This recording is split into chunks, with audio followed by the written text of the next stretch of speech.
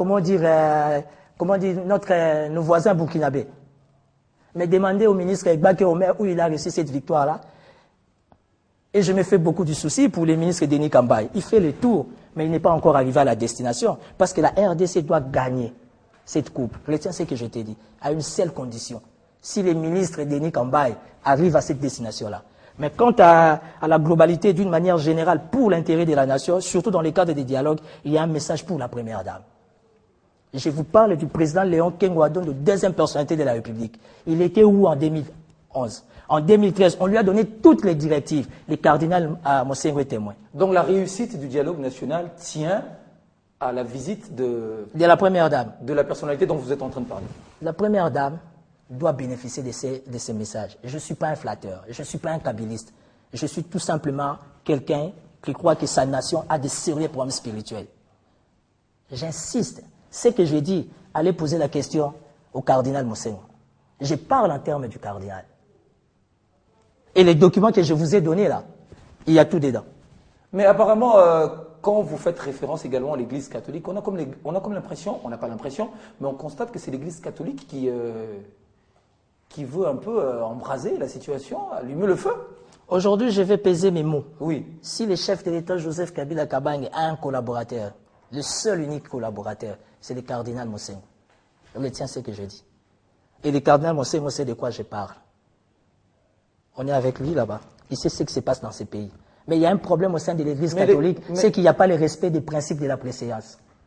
Votre histoire de Cinco là ne veut pas écouter les cardinaux. Et ça, c'est très dangereux. Le pays est entre les mains de Marie, mère du désarmement.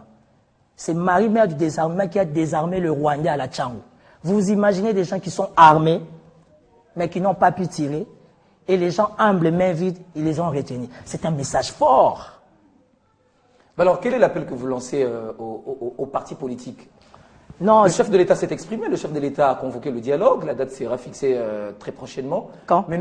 Mais ce sera fixé. Quand? C'est pas encore fixé, ce sera fixé. Non. Mais Florie, est-ce qu'on peut se dire des vérités? Oui. Vous ne sentez pas que le chef de l'État est bloqué? Vous et moi, nous dormons. Mais le père de la nation ne dort pas. Moi, ça doit m'inquiéter. Étant non seulement mais congolais, il est préoccupé, ça c'est vrai, il est préoccupé pour la vie des Congolais, pour que tout se passe bien. Mais pourquoi son entourage ne veut pas l'aider? Pourquoi son entourage ne veut pas l'aider? Aider le chef de l'État, d'après vous, ça signifie quoi? Le chef d'État doit comprendre la volonté de Dieu. Je ne suis pas pasteur, moi. Les pasteurs savent de quoi je parle. Le chef de l'État doit comprendre, doit maîtriser la volonté de Dieu. C'est quoi la volonté de Dieu? La volonté de Dieu, c'est que Marie, mère du désarmement, a besoin du chef de l'État parce qu'il faut désarmer tous les mauvais esprits qui tuent ce pays. Kabila n'est pour rien. Moi, je ne suis pas kabiliste, j'insiste. Le chef de l'État n'est pour rien. Raison pour laquelle, avec tous les respects qui me soient permis, j'invite la première dame chez le frère Raphaël Mingakwed, le pasteur Mugalu, avec tous les respects. S'il me suit, il sait de quoi je parle. Pasteur Mugalu? Mais il sait de quoi je parle. Mais si le pasteur Mugalu sait de quoi vous parlez, mais pourquoi le pasteur Mugalu ne communique pas ce message? Posons-nous la question. Je te donne 2-3 exemples. Allez-y. Ça va t'orienter. Allez-y. Le ministre Patrice Kitebi. Oui. Posez-lui la question de quoi je parle. Madame la Miss Odiane. Posez-la la question de quoi je parle. Madame de la SONAS, Carole Aguito. Posez-la la question. Alors, faut-il dialoguer ou non? Mais c'est impératif, c'est une obligation. Dialoguer avec qui? Par rapport à quoi? Mais dialoguer avec les Congolais, avec les partis politiques, avec la classe politique. Surtout avec les partis politiques, il faut mettre ça de côté. Parce que tout ce qui sort des partis politiques est occulte. Les hommes politiques de ces pays ne savent pas ce qu'ils veulent. Et c'est nous, les petits peuples, qui souffrons. De quel parti me parles-tu? On a aujourd'hui plus de 400 partis.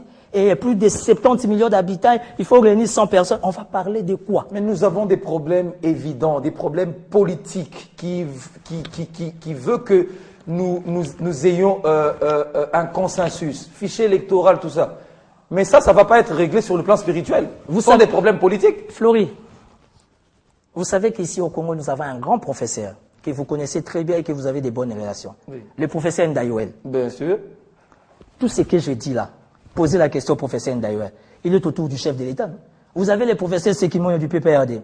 Ce sont les proches collaborateurs du chef de l'État. Posez-leur la question de ce que j'ai dit. Il y a une revue canadienne, oui, qui s'intitule Du Zaïre au Congo. la guerre de libération est la mère du désarmement. Page 500 à 521, on a tout dit. On dit ce quoi? qui se passe maintenant et ce qui va arriver. Quelles sont les grandes lignes? Posez la question au professeur Ndaouel. Mais je n'aurai pas le temps, je vous le pose. Hein? Posez la question au professeur Ndaouel. Je vous le pose, vous répondez. Justement, la réponse est qu'autour du chef de l'État, il y a des gens qui doivent avoir l'esprit ouvert, afin de tout dire au chef. Les chefs, on lui dit tout, les biens et les mal. Étant chef, il a un niveau, comment dire, de capacité très élevé d'écoute, il aura fait les analyses à son niveau. Mais les chefs, on ne les flatte pas. Donc quand le chef de l'État dit que les 15 collaborateurs dont il a besoin, donc c'est vraiment une réalité. Il sent qu'il n'a pas de gens qui l'accompagnent dans sa vision. Vous savez les plus grands péchés du chef de l'État? Quand il dit que le Congo n'est pas n'importe quel pays, et le Congo n'est pas n'importe quel peuple. Posez la question au professeur Ndaouel. C'est un message fort, spirituel. Et c'est ce qui crée des problèmes au chef d'État vis-à-vis de l'Occident. Président Barack Obama et les voyants Raphaël, vous aurez la réponse. Président Kabila et les voyants Raphaël Ningakwet, vous aurez la réponse de ce qui va se passer aujourd'hui, demain et après-demain. Voilà, on va finir cette émission. Un dernier mot que vous avez à la population par rapport au dialogue et aux autorités congolaises. Ben écoutez, par rapport au dialogue et aux autorités congolaises, je remercie encore Télé 50 pour l'opportunité. Je pense qu'il faut aider les chefs de l'État. Le chef de l'État est bloqué. Et moi, j'invite la première dame, chez les frères Raphaël Ningakwet, parce qu'il y a un message pour la nation. Pourquoi la première dame? Parce qu'il s'agit de son mari, qui est le père de la nation. Autour de la première dame, les gens connaissent là où il y a la vérité. Il faut l'aider, enfin, d'avoir cette vérité et de les transmettre. Si le chef de l'État, souple qu'il est d'esprit, il pense qu'il peut aller aussi visiter, pourquoi pas? C'est un voyant congolais qui n'a pas besoin d'être ministre, moins encore d'être PDG, mais lui voit le départ de Mobutu, l'entrée des musées, ce qui se passe maintenant et ce qui va arriver demain. Pour ton information, dialogue ou pas dialogue, il n'y aura pas des élections avant 2021. Ah bon? Retiens ce que je t'ai dit. Mais c'est enregistré cette émission. Voilà, retiens ce que je t'ai dit. Le père Raphaël vous l'a dit. Dialogue ou pas dialogue, il n'y aura pas des élections avant 2021. Kabila pose problème à personne. Le problème, c'est nous, les Congolais, on ne sait pas ce qu'on veut. Et on va souffrir comme ça. Merci beaucoup. Cette émission est terminée. Merci, Monsieur Timothée Lenoir-Effica. Je rappelle que vous êtes leader d'opinion. Avec vous, nous avons fait un décryptage sur la ville de Kinshasa et le dialogue. Posez la question, évidemment, ce qu'en pense la population par rapport à ce grand rendez-vous. Merci d'avoir été de nôtres. C'est moi qui vous remercie.